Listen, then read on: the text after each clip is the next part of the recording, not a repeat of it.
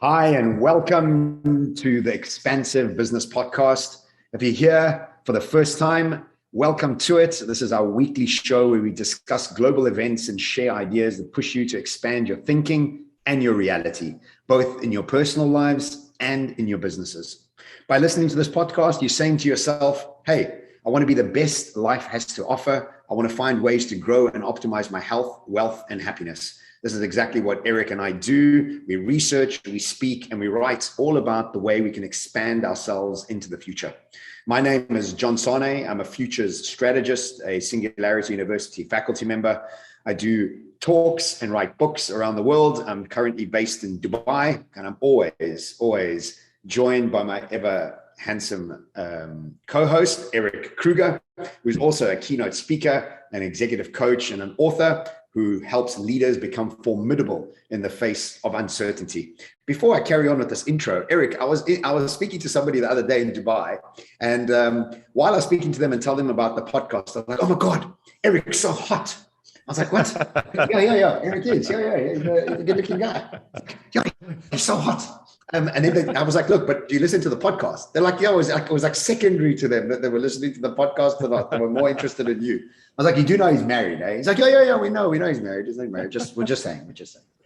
Anyway, how are you, Erik? Hey, brother. Yeah, I'm really good. Thank you for that. It's been a long time since I've heard that from someone, so thank you. Oh, is it? Yeah. Shame. Yeah. Oh, shame, Erik. Someone said, "Where's you look?" Yeah. Your wife doesn't say. Look, your dogs are saying it all the time. They're singing in a different language. Listen, things are going really well. It's been a phenomenal week. Sure. I've been traveling again this week, and it's just phenomenal.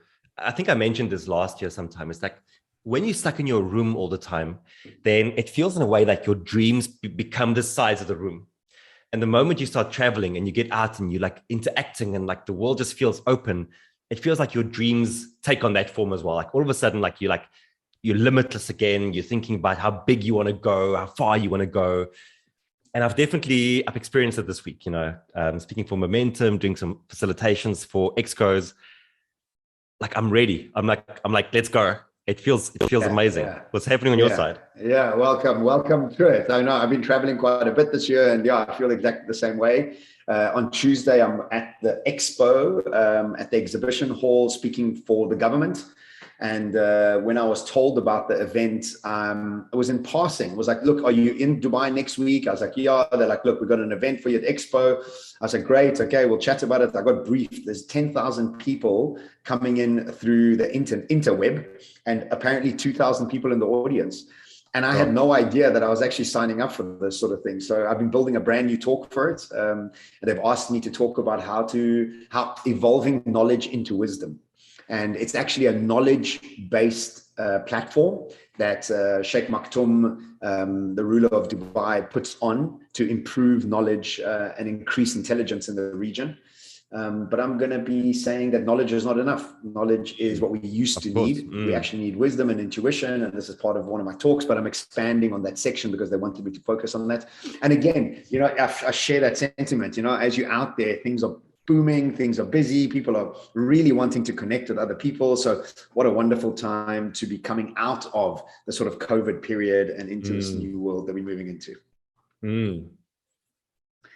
So today we're going to be talking a sort of extension of last week's session. I took people through the skills of the future. Again, quite similar to what I'll be doing with the Dubai government next week. But today what we're going to be doing is extending it to have Erik's perspective on skills of the future. And what we have decided as well is this is a new keynote that Erik and I are going to be putting out into the world. We think that the future of work, skills of the future are incredibly important things that people need to understand.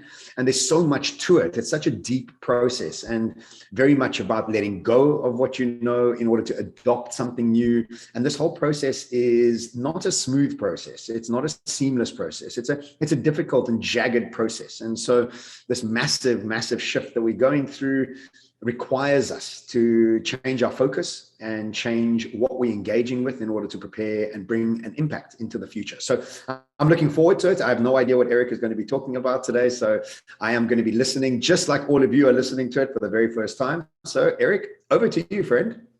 Yeah, thanks, brother.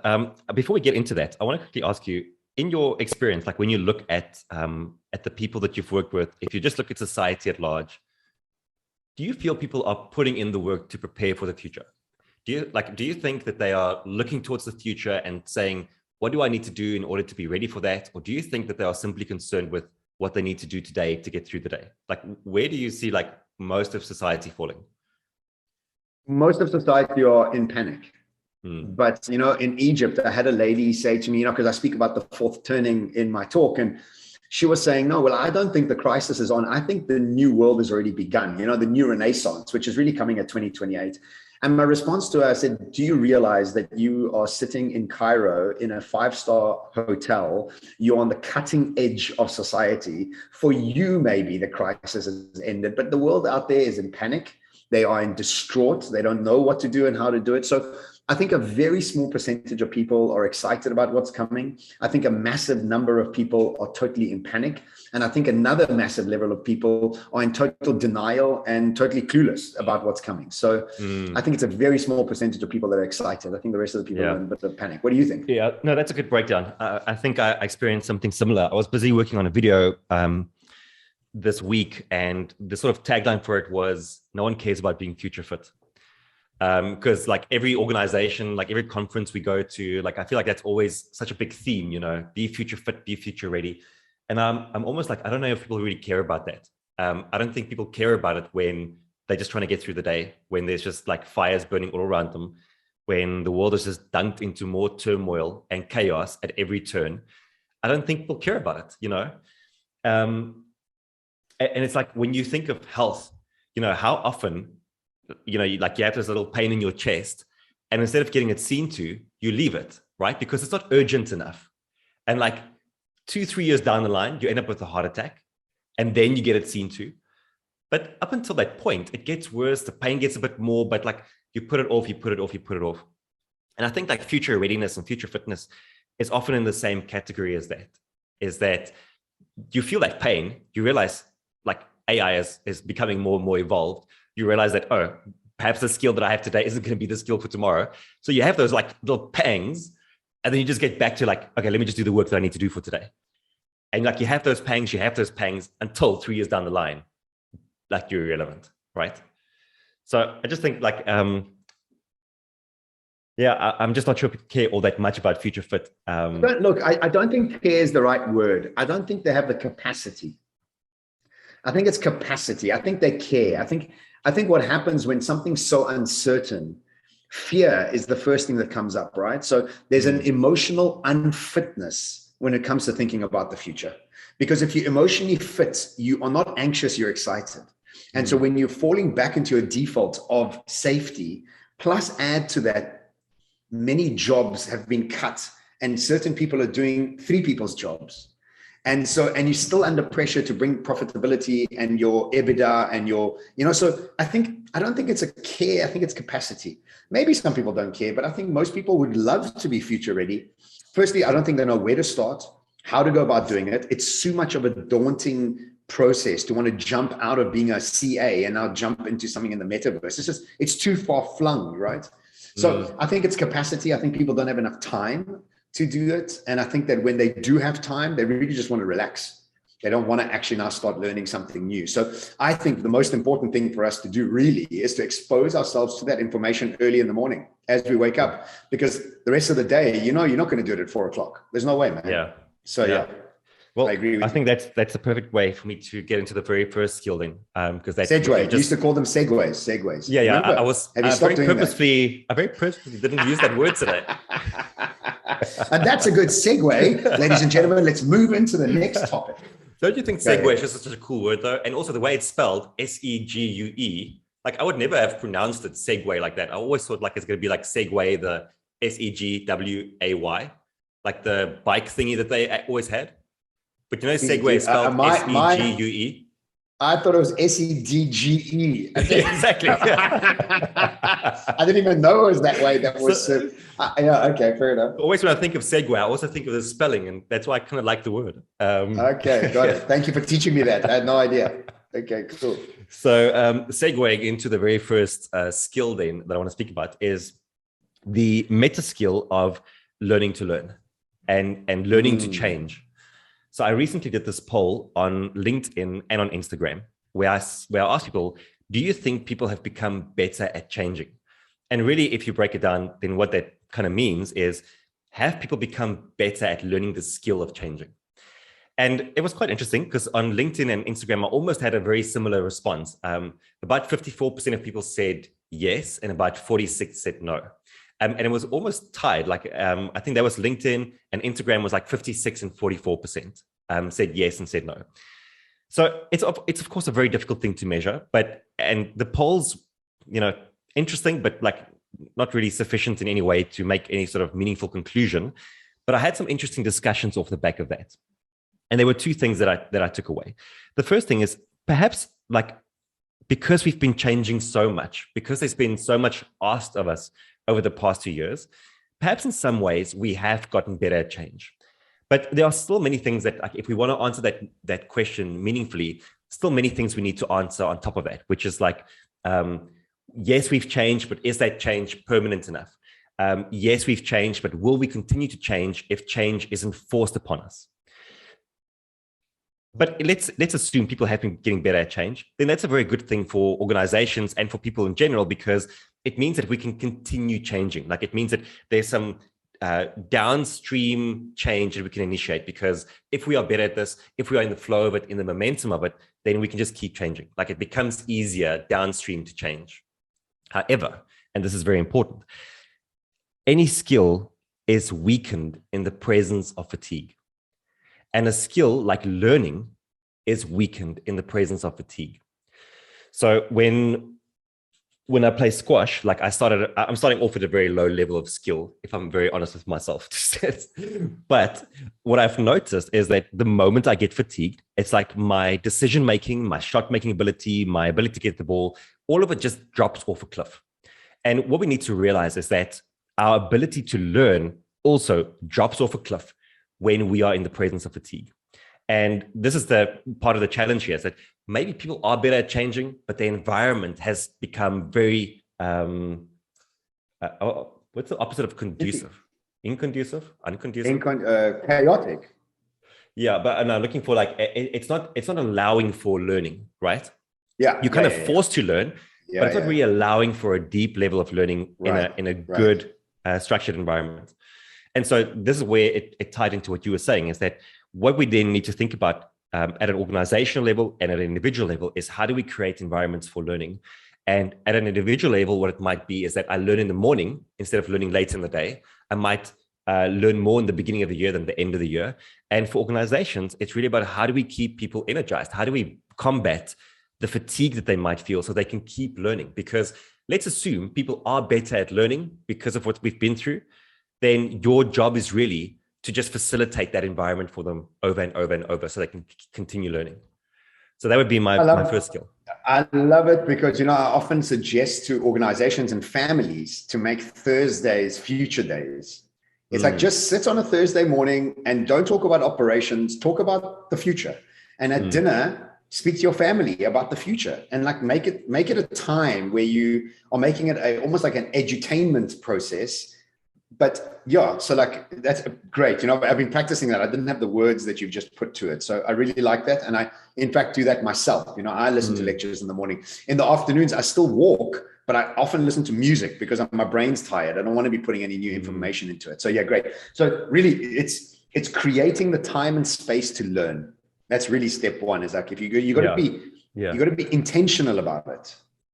You've got to be intentional about it, and you have to, we've seen how important our environments are. So you have to ask yourself the question, how do I structure my environment for better learning? Yeah. And realize that if you are, it's so funny, like as an organization, you might expect your people to change and change and change and change, but you're not thinking about the fatigue component to it.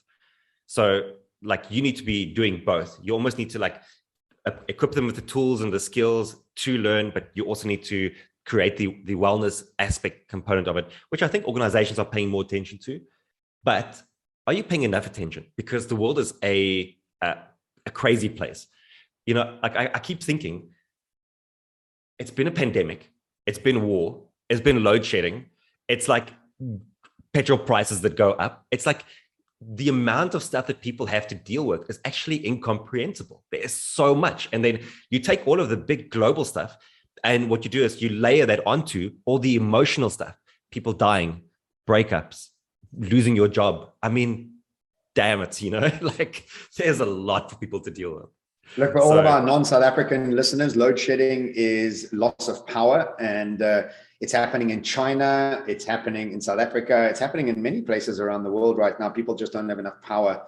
The growth of the countries have been too big. So, yeah, or the inefficiencies of the government. Well, most governments are inefficient these days, you know. Yeah, most, that's true. Not all. That's true. All right. So okay, skill number two is all around decision making with nuance. So I've been to business school twice. And the first time was to do my postgraduate diploma in management. The second time was to do my master's in executive coaching. And both times I picked up this very interesting but repeating pattern, which was when you ask a question of the lecturers, the answer was always, it depends. And the reason why is because it depends. Like there's just so much context and so many changes that are happening all the time that what you need to do in a specific situation depends. It depends on whether you want to be irrelevant or irrelevant, whether you have a goal or not a goal, whether you have the right environment or not. What you do today might be the perfect thing to do today, but doing that tomorrow is the wrong thing to do. So we need to know that when certainty goes out the window, it means that we no longer have the opportunity to just rely on making decisions that are clear cut. Like it's not just black and white anymore. We are operating in the space between black and white. And so what that means is that it requires nuance. Now, you've already told us in the previous session that intuition is a really important part of how you're going to make decisions. Where I want to add to that is I think that we need to all practice to be clearer thinkers at the same time, so that you know that there are times to make a quick decision, times to make a slow decision, time to take a risk, time to play it safe, time to pursue a new venture, and time to stick to what works. But because of the complexity of the environment that we are playing in, it can take months to know if you've made the right decision or not. You know, it's a very, very difficult thing. And so it's funny to me that I think we actually spend very little time becoming better at the skill of decision-making. Yet it is that one skill that in so many ways determine where you end up in life. But I did this thing earlier in the year where for 30 days I kept a little journal, and I just every day I just noted down all the decisions that I made. And it was so funny to me because like you almost like know your patterns. Like I know I'm an impulsive spender, but you don't realize how much you do that until you start noting it down. Like, and you don't Your realize. Wife told you, Erik, stop spending our money, man. I did, no, but I know that I get something into my head and like I go very quickly from, oh, that's nice, to like, I can't live without this. I need it. And then because I know I'm an impulsive spender, I'll sit on it for like a day, and all that really does is go, yes, okay, now I'm definitely convinced. Yes. So good. Yes, you can. Yes, you should. You deserve it, Erik. You deserve it. You worked so hard. Yeah. So I found that in that process, it made me a lot more. we can prove anything to ourselves that we want to do, right? It's like justify anything. Yeah. So I don't think that we pay enough attention to how we make decisions and trying to be better at those decisions. So I think Erik. Sorry.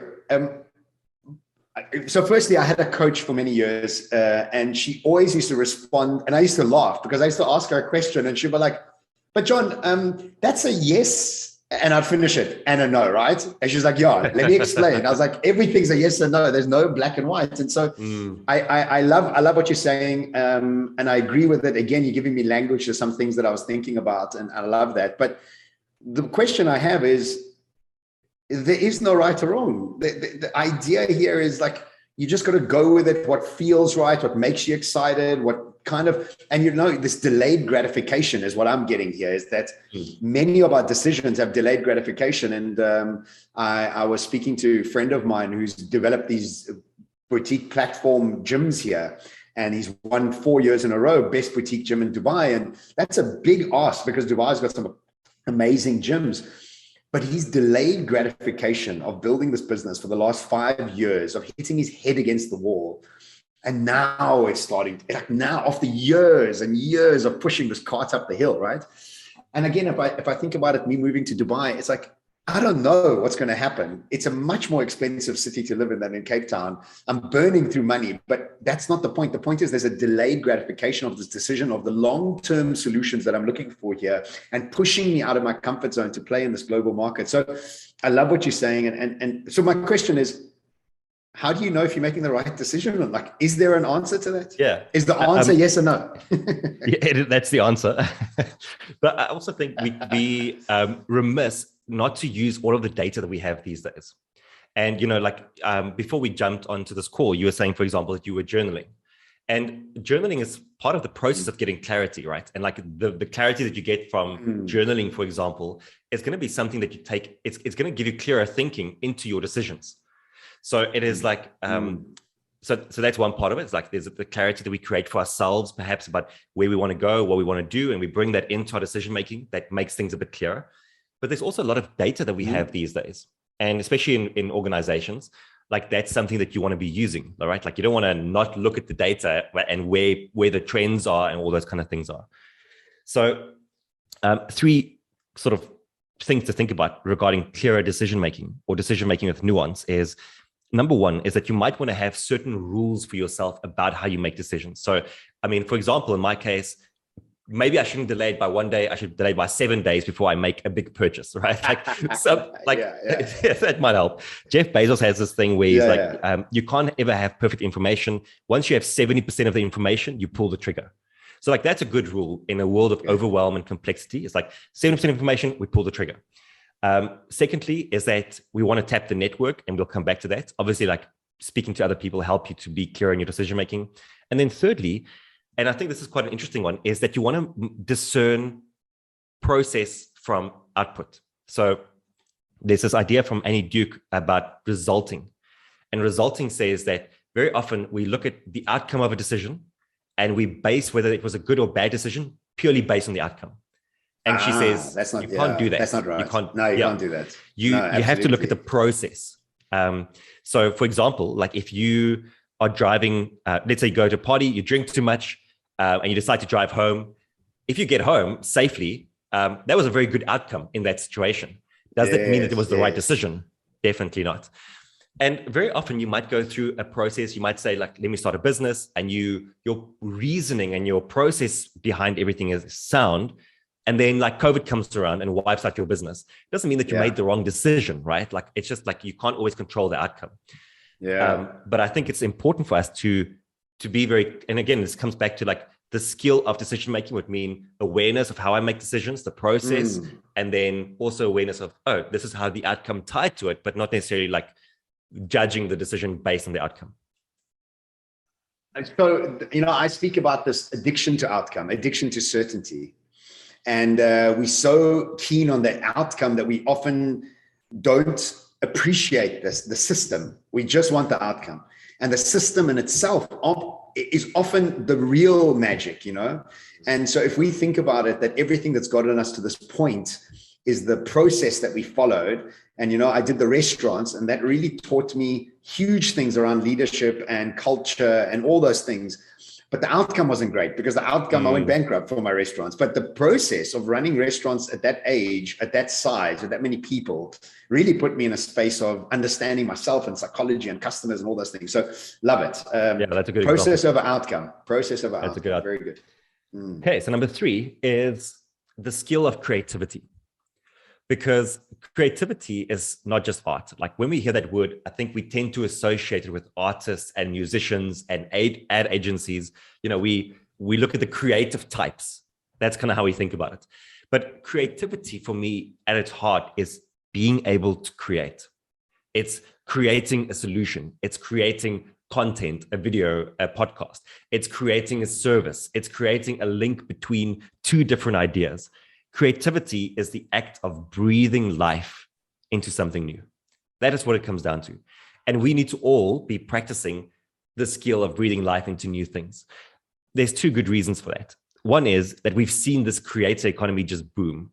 And the creator economy is all about creating. It's all about creativity. It's all about finding a physical container for your creativity. And I mean, we see this like over and over and over. Like it's an amazing time to practice your creativity. But the second reason why I think it's really important is that, at least to the best of my knowledge, that's something that machines haven't mastered yet, right? Like when you look at AI, it's really about efficiencies. It's really about analyzing. It's about compiling. But I don't think they've mastered creativity yet. And I'll give you two examples. You have this GPT-3 algorithm, which is this AI that you give it an input. And like, for example, you can say to it, write a blog post about how much we love dogs. And it'll write an entire blog, like 400 or 500 word blog post for you. The thing is, like, that still requires your input, your creative input. And the stuff that it puts out still requires your creative input to turn into something that is more meaningful and that I think has value to it, right? So that's one example. The other is, just before we jumped onto this call, I was just quickly scrolling through TikTok, and there was this thing called Netflix by bots. And so what they do is they feed the script of a series into this like AI thing, and then like it teaches it how the series runs, the dialogue, the scenes, whatever, and then they ask it to write a script off the back of that, right? Like, so it teaches it, and then they ask it to write. And they made it watch this like gangster movie, and like one of the outputs from that was, but it's funny because it animates the entire thing. So it's like, I am a mafia. So it's this mafia dude. I'm a mafia gangster now, and I'm going to death you with my Italian gun. And then he holds up this like this like suitcase, and he starts firing out pizza and spaghetti and like whatever. So again, like, it's like we're working on it, but like the creativity is still the things that we generate.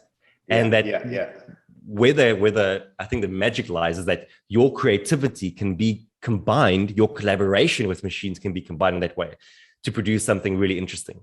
But at this point, I think your creativity and harnessing that is something that is a skill that just will nonstop serve you into the future. Yeah, that's great. I mean, look, we have narrow AI, general AI, and super AI, right? We're right now in narrow. Over the next 10 years, we'll move into general, which means that a very smart toaster can also drive. Because right now, a car can drive, it can't do anything else. And so we are in the narrow section at the moment. And obviously, AI and data is all about pattern recognition and pattern repetition. And so creativity is not about any patterning. It's about joining of the invisible dots that nobody else can see that you can see. So I love that. So did you have only 3 points, Erik? Are those I have two more. Okay, let's go. 1.5, yeah. Okay, go. So the next one, and this is just a very quick one, is that I think, and this is very specific to leaders and organizations, is that they have to learn the skill of facilitation. I've been thinking a lot about like what are the characteristics of a modern leader, and I definitely think that one of the most important ones is that for us to deal with complexity, we have to do it through networked thinking, and that is a fancy way of just saying that we have to harness the intellect and the creativity of those around us. And the best way to do that is to be a good facilitator of thought and creativity. So this is just, I think, a skill that leaders need to become comfortable with, is that when they walk into the room, that is their intention. Isn't to be the smart one in the room, to be the one with all the answers in the room, is to be the one that creates the environment for creative problem solving, that they are able to link people, challenge them, make them better, and keep them focused on the right problems. That is a really powerful one, and it's, I guess, changes why you go into a meeting. It's a tough one because you've got a certain strategy that you want to follow because you understand things. So you really have to put your strategy aside and allow the room to bubble up with an idea that maybe will be different to yours. And That's a tough one. Even now, when I'm thinking about it, when I meet with my teams, I'm very clear about what I want to do. But you know what? No. I do allow everybody to jump in and yeah, but it's a tough one. Still, very good. I really like that. So as a leader, you're not there to give the answers. You're there to facilitate the wisdom in the room, to build it up. So great. Yeah. Look, I think when we come back to the idea of like operating with nuance, it also means that there might be times where you need to just be the leader that says, do it now and do it this way. We know that transactional leadership is good in times of chaos, for example, to just give people a bit of structure and certainty. But then there are times when you need to strap into the facilitator chair and say, well, cool, I'm sitting back and I'm allowing the room to bring its wisdom to the problem or to whatever we are working on. So if I had to sum up your points, I know you've got another one, but if I had to sum it up, it sounds like do a little bit of this, do a little bit of that, maybe do this, maybe do that. Good luck out there. that sounds don't follow the formula, kind of follow the formula. Sometimes do this, sometimes do that, and all the best. And don't stuff it up, okay? It's like I went back to square one. Yeah, welcome to the future. There's no answers.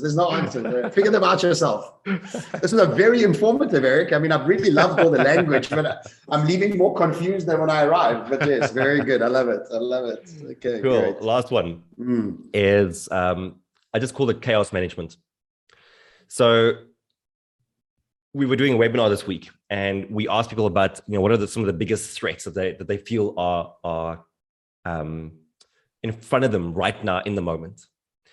And what was quite interesting to me, and it struck me as odd in a way, was that we had one of those word clouds, so like the more people say the same thing, the bigger the word becomes and stands out.